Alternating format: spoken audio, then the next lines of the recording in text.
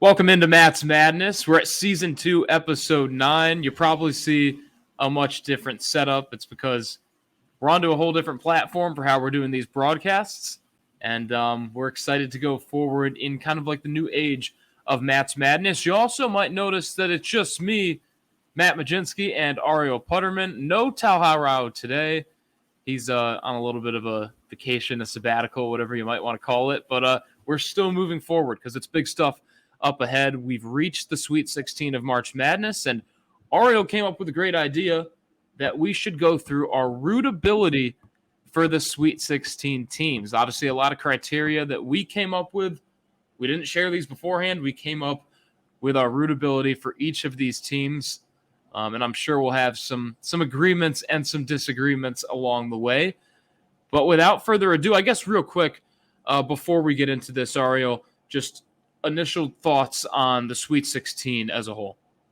Yeah, I'm a Kansas Jayhawk alum and fan. So when they came out, I was kind of thinking, who do I want to root for now? And I know, Matt, neither of your teams made the tournament. So you kind of came in looking for a team as well. And I don't know if your team is still in it or not. But if it's not, then you're probably in the same position. So, yeah, I think the Sweet 16 will be great. I'll be at the Midwest region representing CBB Review. 4 great teams there. We got Houston, Miami, and then Texas Xavier. So I can't wait for that. And there's a lot of great teams in the Sweet 16. I'm excited to root for some and not for others. Yeah, even though Kansas is out, I feel like getting the Midwest region you got may be the best regional left out of the 4 left in this March Madness this season.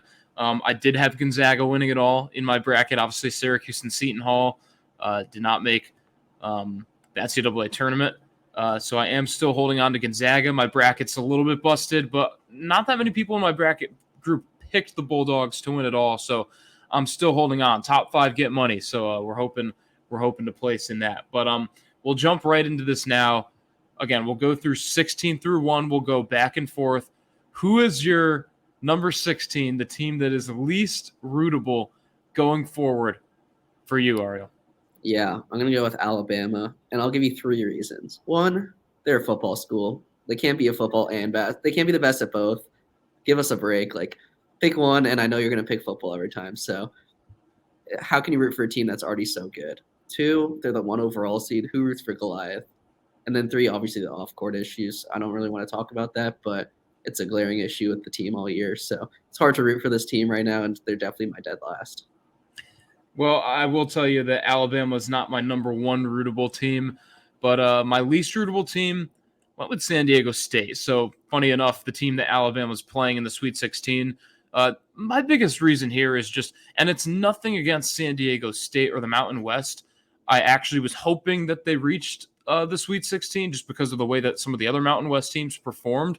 And I do think that it's a good conference no matter how teams perform in March. But to me, San Diego State is just kind of like probably the most boring team to watch in the tournament. I mean, offensively, Nathan Mentz is a great player. Brian Dutcher is a great coach, but just this is a defensive-minded team. I'm an offensive guy first, and I just feel like San Diego State, even if they upset Alabama, they're just a team this year in particular, which they're just not fun to watch, and for that reason, they're my least rootable team. Yeah, I had SDSU a little bit higher, but I'll go into number 15. I'll go Texas. Number 1 chirp in all of sports is horns down, and it's for a reason. It's very easy not to like them, and I don't see why it's any different here. They've got a great team, very defensive-minded, but they also have a lot of great scorers in Marcus Carr and Jabari Rice. And good for Rodney Terry, how he's kind of stepped in and taken this team to the Sweet 16. But just as a school, they're very not fun to root for. And, yeah, I think they're my second to least favorite team left in the tournament. We've got our first disagreement here, and I'll save my reasoning for later. I guess that's the best way to do it. But let's just say one of the points you brought up there, I kind of took it in a different way, but you did allude to it. My number 15 rootable team, I don't even know if this is like correct English saying that, but you know what I'm going for. I went with Arkansas. I just get tired of Eric Musselman. I'll be honest. I think he's a great coach. I ranked my all 68 coaches heading into the tournament. But this whole taking off your shirt thing, this whole hyping up, I get. He seems like a guy that I think there's a reason people want to play for Arkansas. He's a coach that players want to play for. He'll get you hyped up. But from the outside, if you don't really care that much about Arkansas, I think you kind of look at Eric Musselman in a different light. He just seems like a guy who is a bit of a loudmouth. He can obviously get the job done, but we've seen it time and time again. Arkansas makes these runs in March, but they can't really cap it off. I will say, if they were to beat UConn, I'd be pretty happy. I am rooting for Arkansas to beat UConn in this game. You know my teams. You know why I have a certain dislike toward UConn, but it's really all because of Eric Musselman. That's why Arkansas is the team that I am number 15 on my rootable list, and they're an 8 seed. They're not really a Cinderella story. They're not really a 1 seed. They're kind of like an in-between team. So if they were to go to the Final Four, it's like I don't really know what the storyline would be there for Arkansas either. Yeah, you're making me wish I put them a little bit lower than I did, actually, especially since they beat my Jayhawks. But, I'm going in non-biased and trying to think of what the general public would think. So with that being said, I'll go with Tennessee at 14. And the reason why is this team's so boring. And there's nothing wrong with that. They know that if they win a game 45-41, that's all that matters. If they win, they're going to defend the hell out of you. They're not going to score a lot of points, but they're not going to let you make open shots. They're not going to let you take open shots. And that's their identity, and there's nothing wrong with that, like I mentioned. But as a fan, you don't want to root for the team, get everyone excited, and then they just win a stinker of a game. That's not fun. So I'm going to go with Tennessee just because their style of play is pretty boring. I see why you did that. I'll be honest, I had Tennessee a little bit higher up on my list. And kind of like what you just mentioned with Arkansas, I feel like maybe I would have put Tennessee a little bit lower. But my number 14 team on this list is Florida Atlantic. And I almost hate doing this. Wow. Yeah. Not expecting that. Yeah, I know. And it really doesn't even have a lot to do with that attempted dunk at the end of the game, because that didn't really bother me too much. I mean, like, you're having fun. You just got to the Sweet 16, something the program's never done before. You see players do this all the time. What's the difference between him doing that dunk with 3 seconds left on the clock and him waiting for the buzzer to sound and dunking it after? Because you see that all the time. So that's aside from the point. It really just comes down to me is it's another team that is kind of defensive oriented.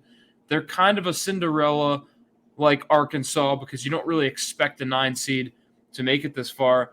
But I just feel like we still don't really know if this FAU team deserves to be here. They went and beat a Memphis team, another non-Power 6 team that hasn't had much tournament success, to get to the round of 32.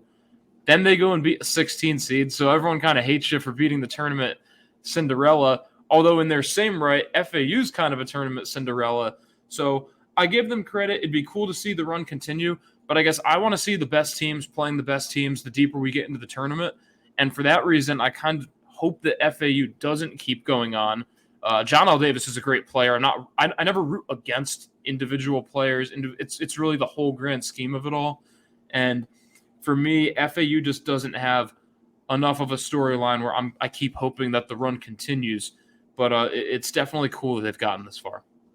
Yeah, I mean, we're only 3 through right now, and we already have insanely different top bottom tiers, I guess. So I can't wait to see who you have at the top, and I'm sure you feel the same. And I guess that kind of talks like where we're from and which conferences we're supporting, all of that.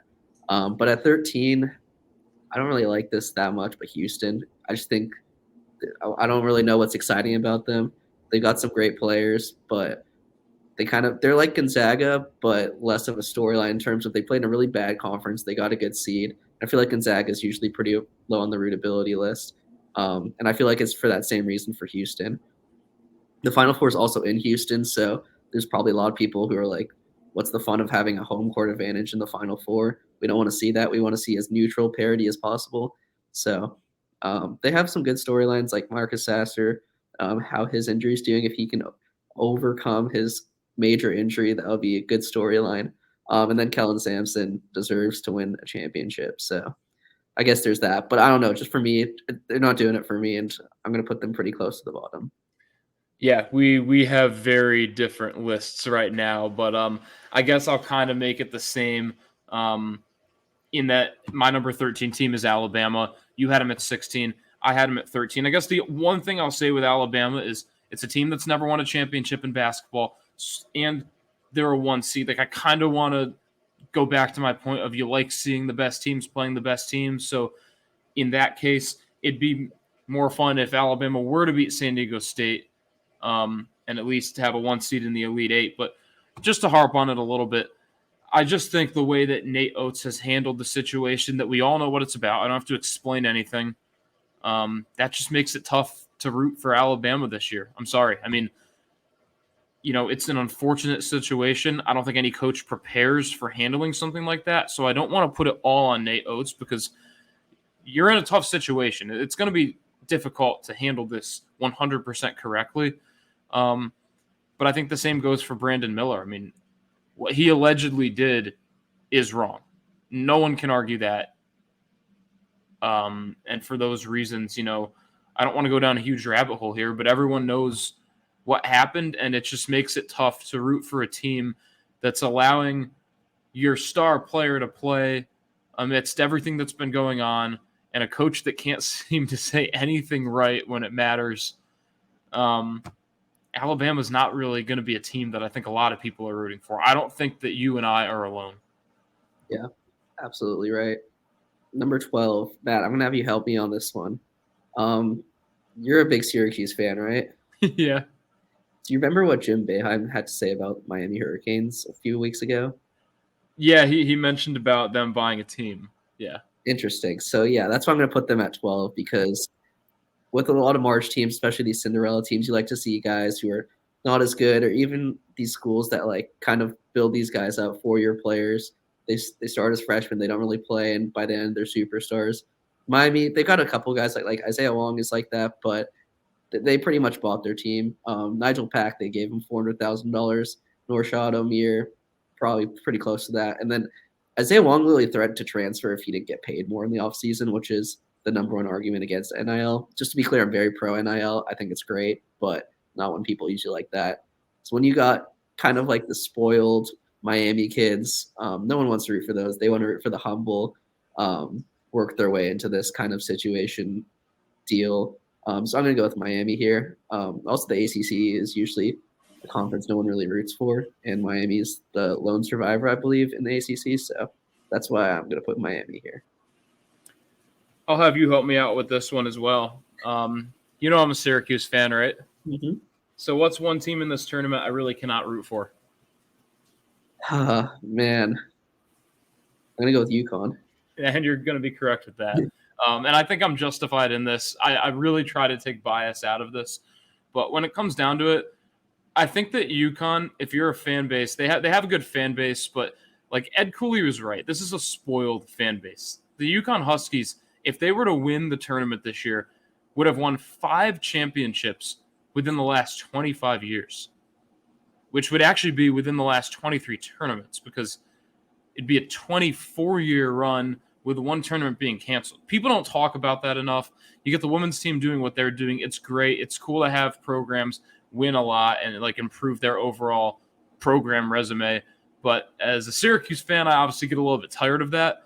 I also kind of get tired of really a lot of this UConn team. Adama Sanogo seems to play with a chip on his shoulder, and I don't really understand it because everyone knows how great he is. He had that quote at the beginning of the season where he was like, "Oh, they thought they could beat us, but they couldn't." Like, what is this? And Danny Hurley's probably like, it's like tough to watch him, I'll be honest. And I really didn't want to use this debate to like just completely crap on other coaches and other teams. And that really isn't the purpose of this. But UConn just drives me nuts. And this is nothing new. I've probably said this millions of times. Jordan Hawkins is a great player. He's a great NBA player. I want to give this team the benefit of the doubt. They deserve to be here. They're a 4 seed. They've played like a 1 seed at times in the season, and they have legit national championship hopes. If they win the national championship, it is not a fluke. This team is more than deserving of winning the national championship. It's just tough to watch them with the way that they do things, with the way that New England fans are spoiled.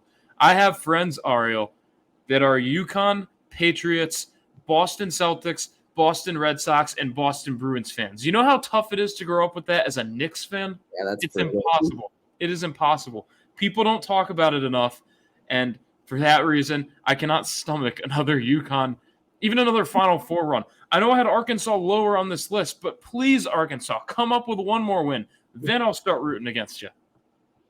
Yeah, it's interesting. We've done 5 so far, so 12 through 16. We've only had one similar one. And I promise we didn't even talk about this before. We didn't intentionally pick different ones just for content or anything like that. This is totally random. So let's move on to 11. I think, honestly, the top 11 for me, I have nothing against them. I'll root for all of them, but it's just the order I'll root for them.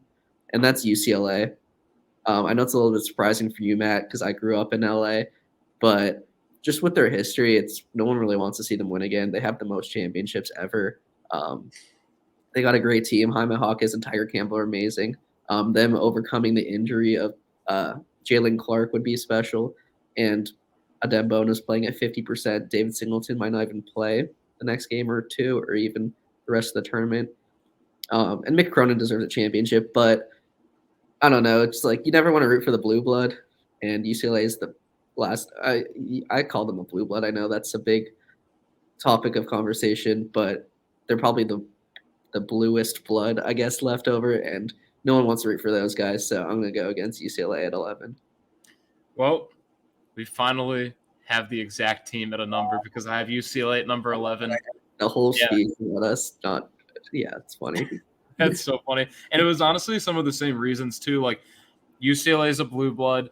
You never want to root for the blue blood. I think in their defense, though, they're not as blue bloody as they used to be because we haven't really seen you. We did just see them in the Final Four, but they just don't seem to carry that same thing anymore because they haven't won a championship in decades. So I think like it would be kind of cool to see UCLA win a championship. And I think that kind of goes along with the fact that just the makeup of the team is hard to hate. I mean, like you mentioned before, Tiger Campbell, Jaime Hawkins Jr., these are guys that grew up within the UCLA program, have decided to stick through it, and they've been there. So it's cool rooting for a team like that. And Mick Cronin is like one of the most likable coaches in the country. I mean, he doesn't really ever say anything wrong. He gets the job done. He was at Cincinnati for forever. I mean, like he deserved to get a job like UCLA. And it's just cool it is cool to at least see UCLA back to where they should be because they're one of the teams that makes college basketball better when they're consistently doing well. Not that they were really ever doing bad for a while, but they weren't up to UCLA standards all the time during the Ben Howland era. Now they seem to be.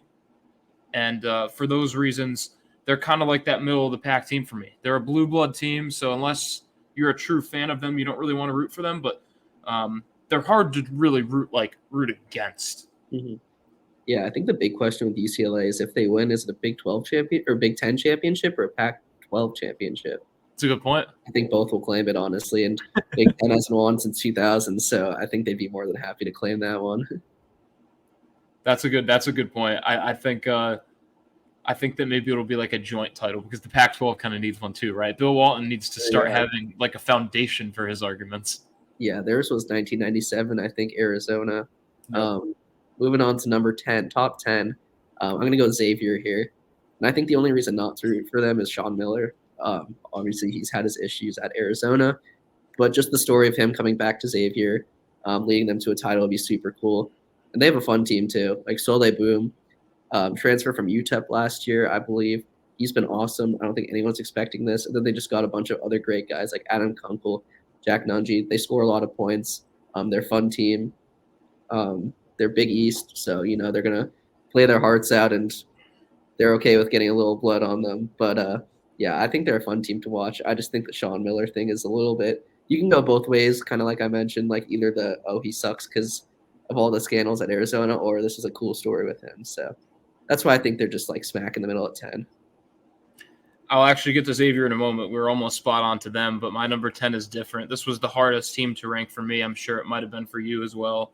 I feel like you might have a reaction to this too because number 10 is Princeton, and I really kind of took it as yeah. I've mentioned before. I mean, I think it'd be cool for Princeton to keep on going. It's cool when the underdog keeps on going. I'd rather have it save it for a year or two.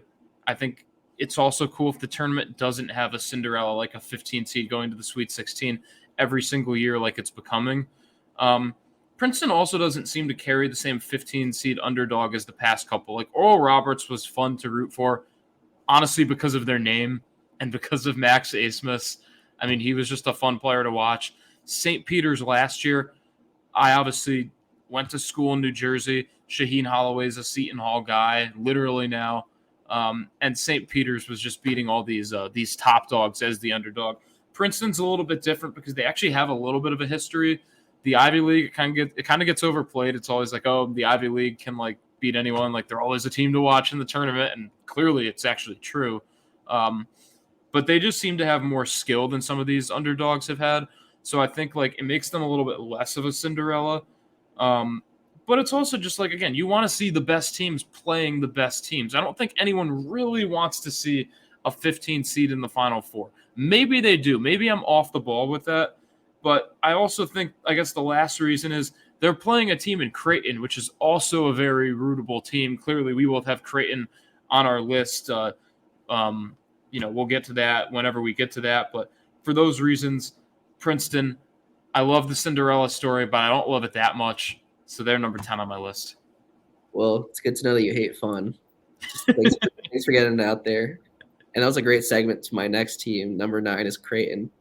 They're fun. They've got a bunch of great scoring options, but I don't know. They were just a little bit underwhelming this year, and they don't have like an it guy. Like I feel like a lot of the teams above them have a superstar on their team. They just have a bunch of really good guys. Ryan Nembhard's great. Kalkbrenner's great.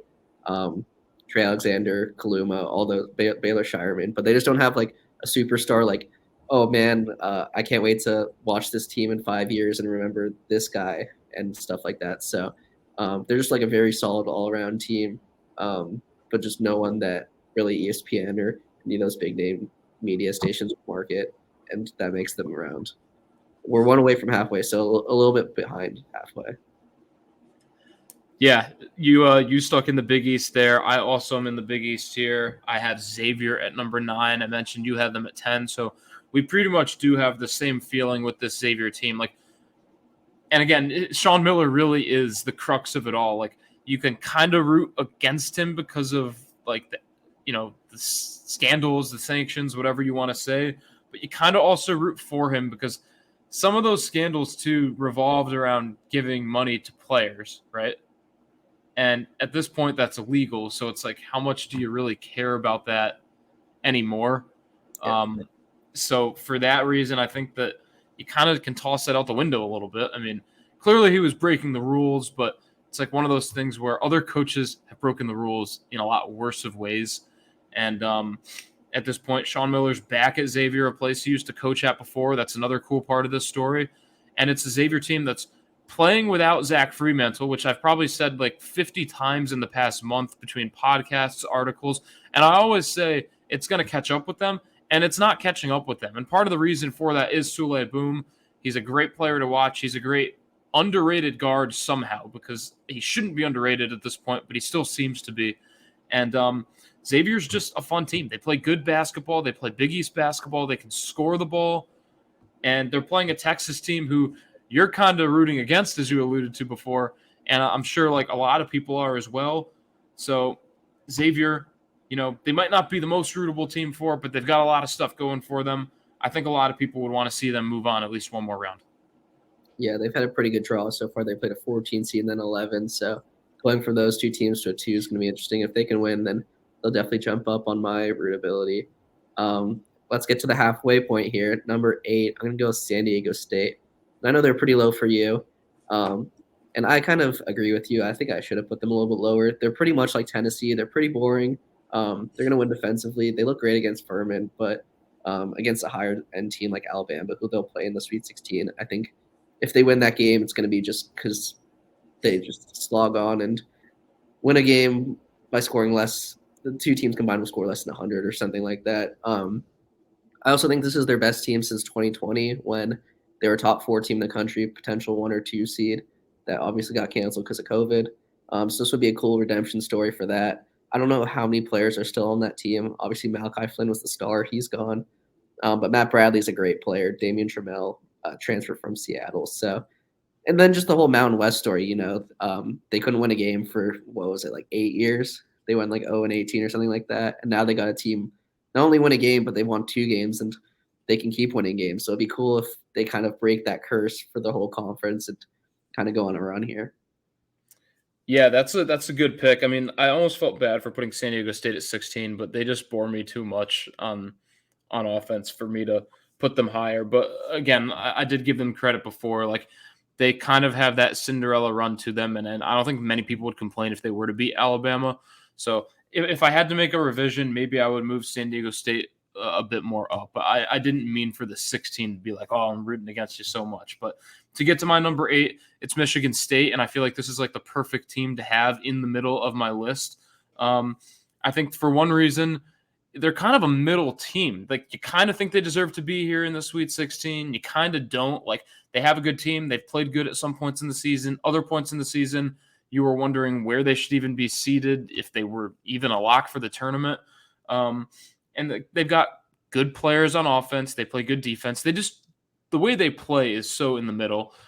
They're also kind of a Cinderella in a way as a 7 seed, but they're really not. It's kind of like when my Syracuse Orange made the Final Four as a 10 seed. Like, sure, they're a 10 seed, but it's also Syracuse. And I feel the same way with Michigan State, with UConn when they won it as an 8 seed. Like, they might be a bit of a Cinderella seed-wise this season, but program-wise, they are certainly not a Cinderella team.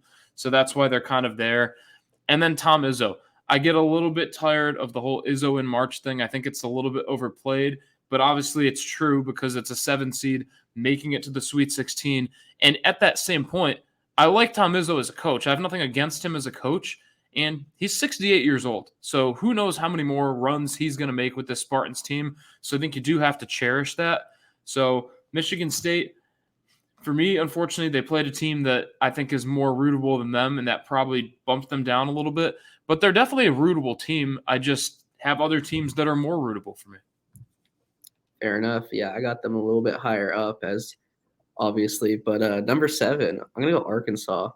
And here's my thought process. A lot of people who watch March Madness are NBA guys who tune in because either they want to look at prospects or they want to prove that the NBA is better, right? So if we're looking at an NBA equivalent in college, it's Arkansas. They've got 4 NBA first round picks potentially.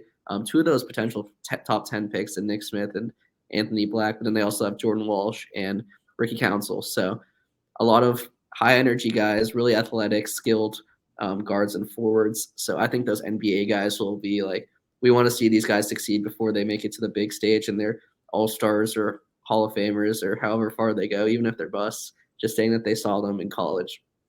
So this pick's for the NBA guys who are watching college basketball. Shout out to you guys. If you're one of those guys, I think Arkansas would probably be 1 or 2 on your list, but they're going to be 7 on mine. That's a legitimate pick there. My number 7, though, is Tennessee. And I know that for me, the way that they play basketball is very similar to San Diego State. So you might be surprised why I have a defensive first team with not a lot of offensive weapons, although I do think they have a little bit of a more offense if they need to than San Diego State. Santiago Vescovi can certainly light it up from downtown when needed. For me, this Tennessee team is more rootable, though, for 2 reasons. One, point guard Zakai Ziegler not even playing. It's almost bigger than Xavier being without Fremantle because it is their point guard. It's a guy who was all SEC second team, voted by them. We, of course, had Ziegler pretty high up on, I don't remember off the top of my head, but everyone knows how great of a player this is. So winning without him is cool. I will say you still don't want to see, like a team that's not at 100%, you'd like to see them at 100%, but it kind of adds to the rootability in that way. And then Rick Barnes, a coach that, like Tom Izzo, you don't know how many more years he has left, but unlike Tom Izzo, he hasn't had the most recent success in March Madness. So it's cool seeing a Rick Barnes team make it this far and maybe even make it further as they play a Florida Atlantic team in the Sweet 16. So it's cool to see Tennessee, what they're doing. I think from a weird way, they're not a blue blood by any means, but Tennessee's another team that when they're doing better, it kind of makes college basketball a little bit better in a weird sense. I think they have enough of a history where it's cool to see Tennessee winning some games, and it'd be cool to see them in the Elite Eight. Yeah, I'm obviously disagreeing with you, but I did the same thing with SDSU. So touche there.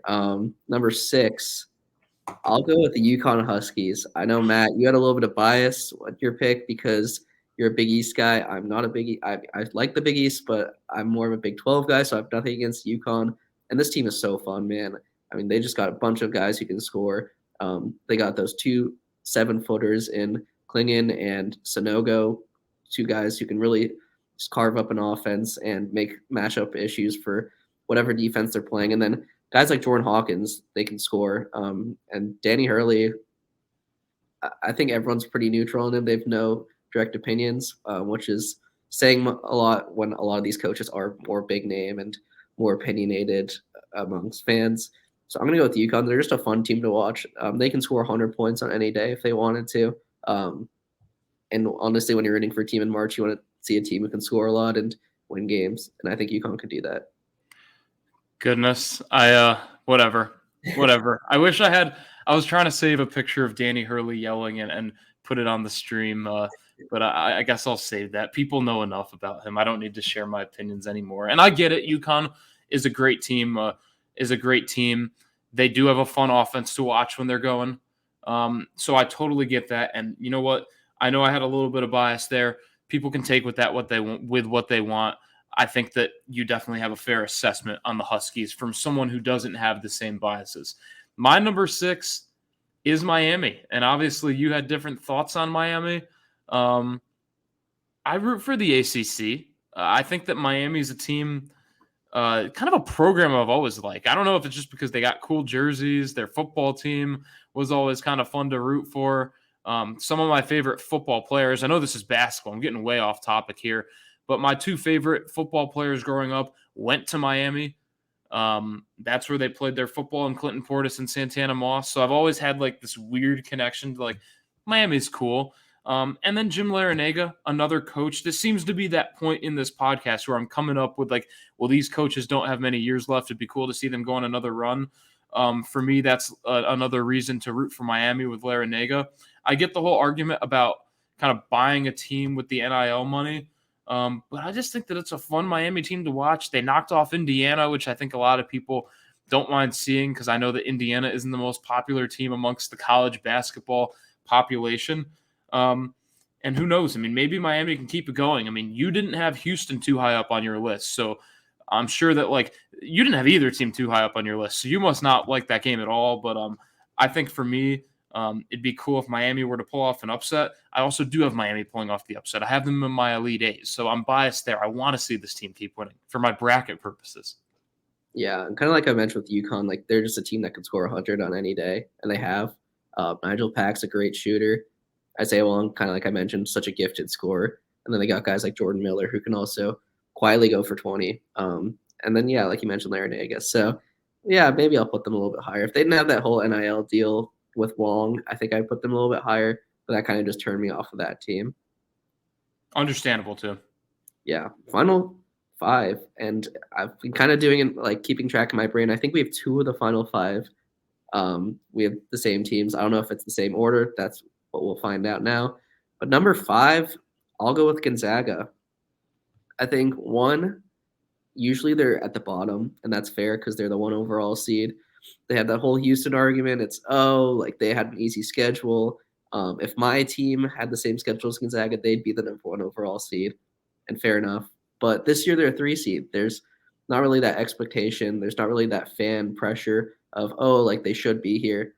This team looks a little bit vulnerable, and there's a little bit less pressure on them, which makes them a little bit more likable. I also think Mark Few deserves a championship. I mean, he has the highest win percentage in college basketball history, and to have a 0 championships to your name with that stat is pretty insane. And the sustained success he's had there, he just deserves to raise that trophy one time. And then, of course, Drew Timme. I know he's kind of a villain in college basketball, but I personally love him. He's such a gifted scorer. He's insane footwork. And he's another guy. He's already mentioned this is his last year, so him going out with a bang would be great. So I'm going to go with Gonzaga. The only issue really, not root for them, is just the teams above them, I feel like, have a little bit more of a case. Yeah, we hit the ball on this one because I also have Gonzaga at number 5. I don't really understand why people seem to hate on Gonzaga now. They've kind of gone from almost like America's team to like who America likes to hate, and I don't really get it because they've never won the championship. They've gotten eliminated in some pretty gut-wrenching ways. I think it'd be cool, like you said, for Mark Few to get that championship. He deserves it as much, maybe more than any coach without a championship in college basketball. I think you could say the same about Drew Timme. He's a guy that stayed all 4 years at Gonzaga. I mean, you obviously, you know, the thing, like the Drew Timme mustache, like he's kind of just seems like a cool guy who plays great basketball, who's going up against great talent in the non-conference, great talent in the tournament, always seems to hold his own. You can say what you want about the conference, but this episode, the purpose of our discussion is not about ranking the conferences. It's about ranking the teams' rootability. And it's not Drew Timme's fault. It's not Mark Few's fault that they play in the West Coast Conference. That's above their pay grade. I'm sure that Few may have a little bit of a say in it, a little bit of a say. But, you know, when it gets down to it, all Gonzaga can control is who they play, who's on their schedule. They always schedule tough in the offseason, so you always know that this team is legit, and they're playing great basketball. You like to root for a team that's playing great basketball. Gonzaga's doing that, and I just think this would be the perfect year for them to get their first championship with Drew Timme, who's probably the most likable, the most well-known Gonzaga player since Adam Morrison, in my opinion. Yeah, I agree with you on that last take. 2 out of 11, we have the same. Not great, but that's the fun of it, right? Just seeing. I'm sure if we put a poll out, we'd have a million people have different lists than us. So that's the fun of this kind of thing, and I'm glad we're doing it. Oh, yeah. Number 4, I'm going to go with Michigan State, and kind of for the same reason as Zach, where I'd love to see Izzo raise number 2. He hasn't won since 2000. That's 23 years ago, which is crazy. I was born in 2000. So he's such a great coach, and he deserves another one. Also, kind of that 7 seed. Obviously, they're not like a Cinderella team, but they're a lower ranked team that kind of deserves to be in this spot based on how they've played the first 2 games. Izzo's a great coach. Big Ten, they haven't won forever, so you have to think all those Big Ten teams are kind of aligning together and rooting for this one fan base. I guess the ACC is doing the same, but they've at least had recent championships. And then obviously the other power conferences have more than one team, so they're not rooting all for one team. So I kind of thought about it like that. Just all the Big Ten schools are coming together and rooting for the same team, except for Michigan fans probably. And then everyone who isn't in the Big Ten kind of wants to see Izzo win again. So that's why they're my number 4. Yeah, I can completely agree with that. And you know what? I would probably put Michigan State higher. I almost just feel a little bit threatened as a Syracuse fan because right now Jim Boeheim and Tom Izzo do have the same amount of championships. So if Izzo were to get another, it clearly puts him above Boeheim. And there's not anything Boeheim can do about that now that he's out of coaching. But again, I can't hate on Tom Izzo. I like Tom Izzo. He's one of the most likable coaches in the history of coaching in any sport. I think we do at least have that same consistency where Michigan State is a team that is easier to root for than most of the teams here. I probably might have put them above Tennessee, if anything, maybe above Miami, but I feel like it was all kind of tiered in that same area for me with all 3 of those coaches, and especially Mark Few at Gonzaga, just coaches that it'd be cool to see them win a championship, whether it's their first, whether it's, their second that they haven't had in a long time. I have Creighton at number 4. To me, they are the most fun team to watch left in this tournament. With the way that they can score the ball, the fact that they actually have a little bit of defense this year too, so they're not just scoring the basketball. Like they play just a all-around game, but they just have so many options on this team. Baylor Shireman's just a fun guy to watch play when he gets going from deep. Coach McDermott just lets them play basketball. He's not a coach that really gets on top of you. He obviously has his own style, but it just seems like it's just fun to watch. Like it's almost like you're just watching guys play at the park, but that actually know how to play basketball, if that makes sense. Like it's not like LA Fitness run and gun, but it's run and gun in good basketball form. Creighton's just a fun team to watch. We've obviously seen this Creighton team come from a mid-major dark horse. They move on to the Big East. Maybe now they're a little bit of a more well-known team, but I think it'd still be cool to see Creighton move on into the Final Four. This obviously isn't something that we've seen from this program. And for me, Creighton would be a team that, especially too, with the draw that they have, against a Princeton team and then potentially against either Alabama or San Diego State, they have a pretty good chance to get to the Final Four, and they'd be a Cinderella story in their own right. I know they were ranked high at the beginning of the season, but still, if you're a 6 seed making the Final Four, that's something special. Yeah, now that you kind of bring up those points, I kind of want to push them to number 7 and drop Arkansas and SDSU a spot. Yeah, Creighton's a fun team. There's no denying that. Top 3, wow. Can't believe we're already here.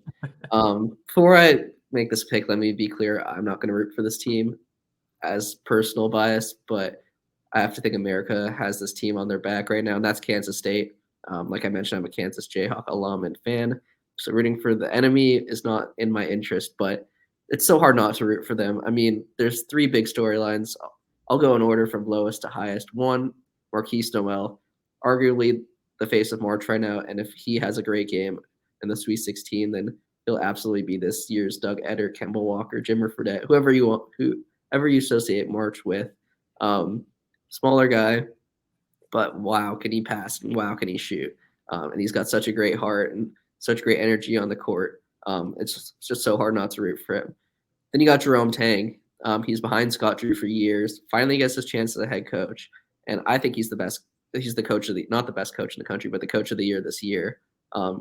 This Kansas State team had 2 returning players, Noel and Ismail Massoud, and the fact that they're in the Sweet 16 with just 2 returning players, they didn't necessarily get a superstar, which they actually ended up doing, which I'll get to in a second. But the fact that he kind of turned this team around and built this roster, and they're in the spot they are right now, it's just incredible. And he's also just such a cool guy.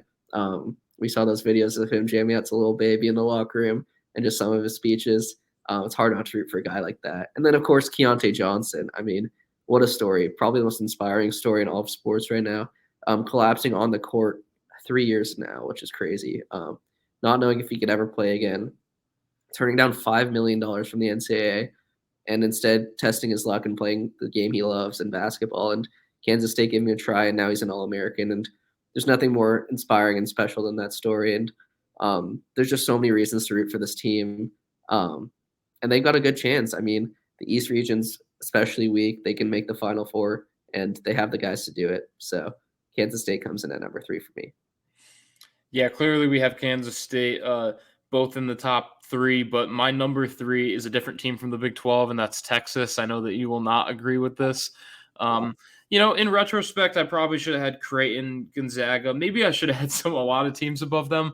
But for me, it's just cool that Rodney Terry, a guy that comes in and coaches in the middle of the season, is doing such great things with Texas, arguably even better than Chris Beard was doing because, I mean, he's elevating Texas to a place that they haven't been to in quite some time. And I know that Texas, the program, really the brand is hard to root for because, they've got the Longhorn Network, their football team, just everything about Texas is bigger and it makes people just hate them even more. But I don't share a lot of those same opinions with Texas. Maybe it's because I'm a Big East guy and East Coast guy, so Texas really doesn't have a lot to do up here in the Northeast. But for me, they just have that. They're also a fun team to watch, kind of like Creighton. This is a team that can get going on offense. Sir'Jabari Rice can really light it up from downtown. I was obviously rooting for Colgate to pull off the upset being an upstate New York guy. But when I was watching Texas, I was like, I don't even care. Like, this is just a fun team to watch when they're getting going, scoring the ball like they are. And I just feel like as a 2 seed, Texas still feels like a bit of an underdog in the sense that like they haven't done well in the tournament in past couple of years. So if they keep riding it, I like to see the best teams playing, and I think Texas checks off most of those boxes. Yeah, I wonder if there's ever been an interim coach who's won the national championship. I don't know if you can think of any off the top of your head, but I'm sure there has been one. Maybe we can look that up after this. But number 2, I went pretty chalk with my final 2. And my number 2 is going to be FAU. Just the 9 seed, at school that most people probably haven't heard of, with players no one's ever heard of. They come out of nowhere this year. They go 30-3, I believe, in the regular season. Even then, they still only get a 9 seed, despite that. A lot of people think they're underseeded, but the general public has no idea who they are, so they probably think they're overseeded. They go in, they beat Memphis in a really close game, and then they get a little bit lucky with their draw against Farley Dickinson, but now they have a real chance, and it's just really cool to see a school that just never makes the tournament. And if they do, they're probably not going to win a game to actually make a deep run. And Dusty May's a great coach. They got great guys on their team. It seems like the energy is there, and I think it would be great to see a team like FAU kind of put themselves on the map like Farley Dickinson did, and like we've seen Oral Robertson, Bryant. Obviously, St. Peter's, but obviously, like these aren't the same level. These other schools are a lot lower and pulled off more miraculous upsets than the 9 seed being an 8 seed. But just to see a school like this succeed is pretty great, and I'd love to see them go far. Yeah, I think I'd revise it. If FAU were to beat Tennessee, I think I would revise it a little more because they'd feel a little bit more like a Cinderella. But right now, they just don't feel Cinderella enough for me because of beating an 8 seed in a Memphis team that I kind of like too. Like I wanted to see Penny Hardaway go far, and then beating a 16 seed where I really didn't have any rooting interest for that one. So FAU was just a difficult choice for me. I just ended up saying, you know what? I mean, I said what I said earlier, but I definitely get why you have them at number 2.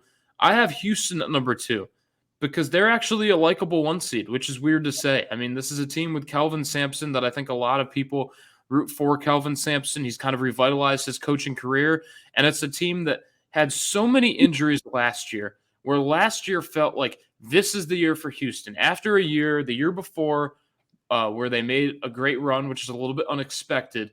Last year, they weren't expected either. They make another great run amidst all the injuries. This year, with Marcus Sasser, fingers crossed, it looks like he's okay with, like you mentioned, that terrible groin injury that he was facing.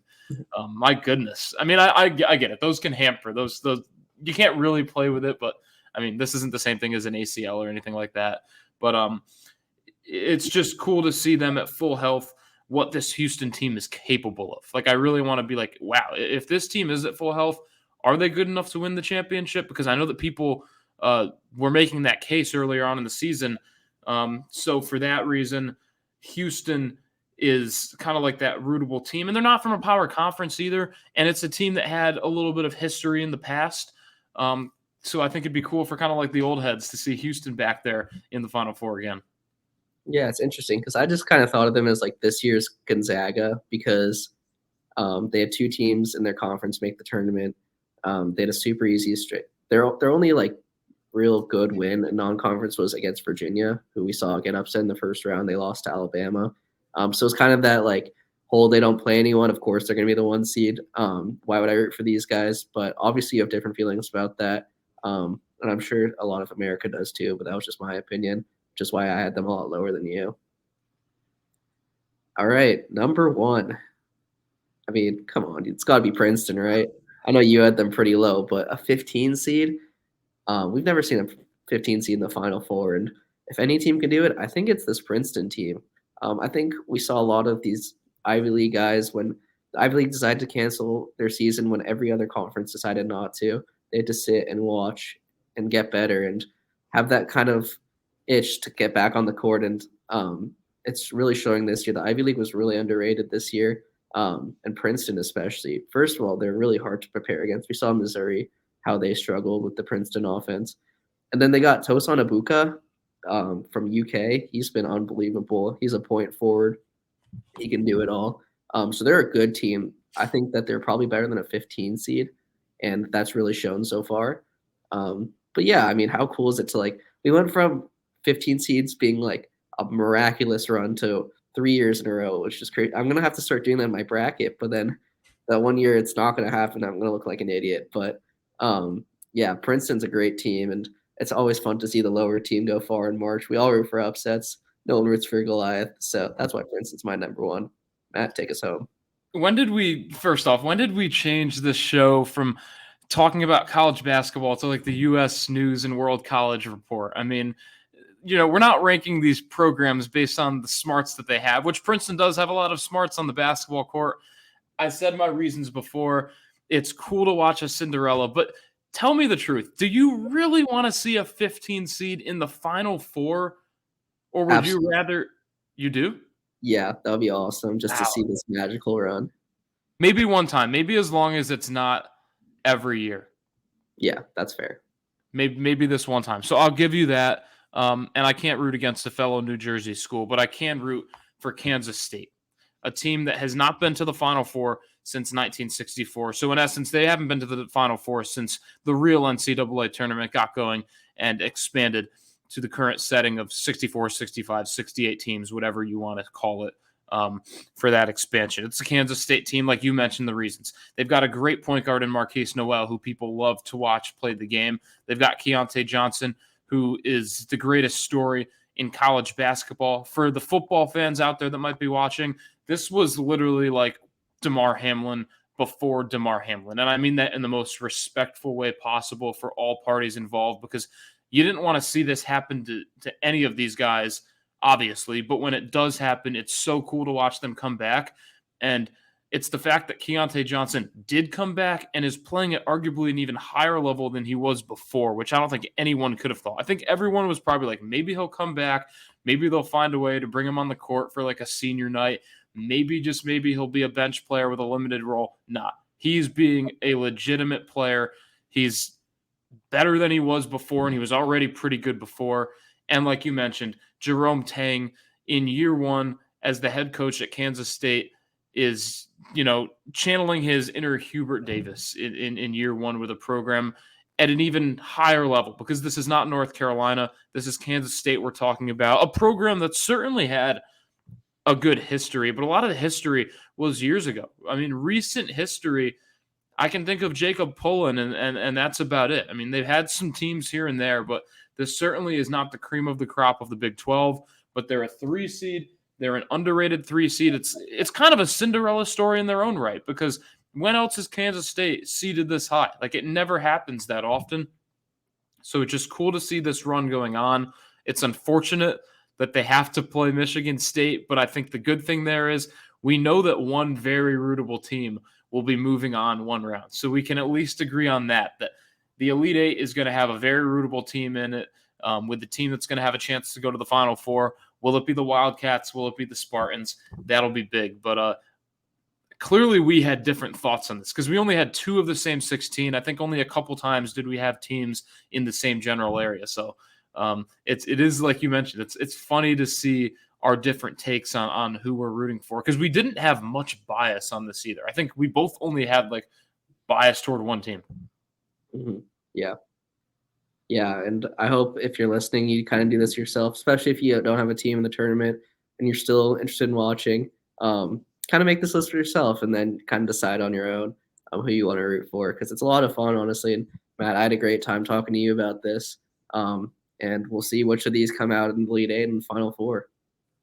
We will. And again, Sweet 16 games kick off on Thursday. They run through Friday. The Elite Eight over the weekend on Saturday and Sunday. But for Ariel Puterman, I'm Matt Mlodzinski. Again, this has been another episode of Matt's Madness, Season 2, Episode 9. Make sure to follow us on our socials at CBB Review on Instagram, Twitter, YouTube, where this is posted to. You can also find us on Spotify and all those other podcasting networks for our shows CBB Review Courtside and CBB Review Studio.